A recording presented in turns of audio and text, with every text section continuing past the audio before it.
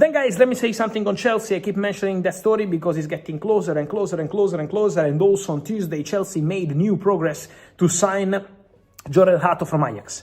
So this is very close now. It's about the final details, and then Jorel Hato will be new Chelsea player. The here we go is coming soon. The agreement with Chelsea and between Chelsea and Ajax is imminent.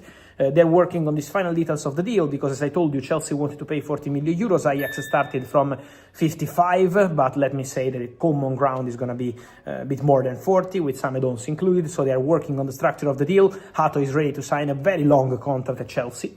He already said yes to this opportunity, and let me confirm that obviously he can be an important centre-back, left-footed, but also left-back when needed, and some backup for Marco Cucurella. I told you in the previous video about a new contract. I can tell you that, according to my information, they are already working on a new contract for Marco Cucurella. Chelsea are expected to submit a new contract proposal to Cucurella very soon.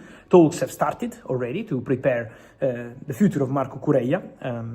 And so, work in progress on that one, with Cucurella, who can be extending his contract at Chelsea very, very soon. In the next weeks or months, there will be a concrete discussion for Cucurella, new deal at Chelsea. Then, guys, said about Jorel Hato joining very soon, I wanted to tell you again about Alejandro Garnacho to explain something.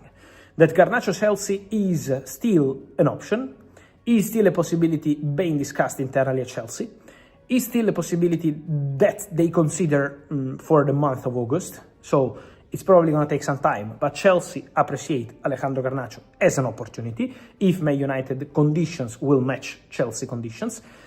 Let me tell you that for Garnacho, this is not directly linked to Xavi Simons. So, as I always told you, Xavi Simons is a topic. Garnacho is a separate topic. Obviously, to make everything happen, you need Sterling to go, Nkunku to go. Let's see what happens with Nico Jackson. João Felix went to Al Nassr. So, obviously, the domino is also when you have to sell or offload some player. So, it's going to be important also that part. But let me say that in terms of timing, in terms of strategy, for Chelsea it's quite clear. First step, go for Xavi Simons. Negotiations advanced with Leipzig.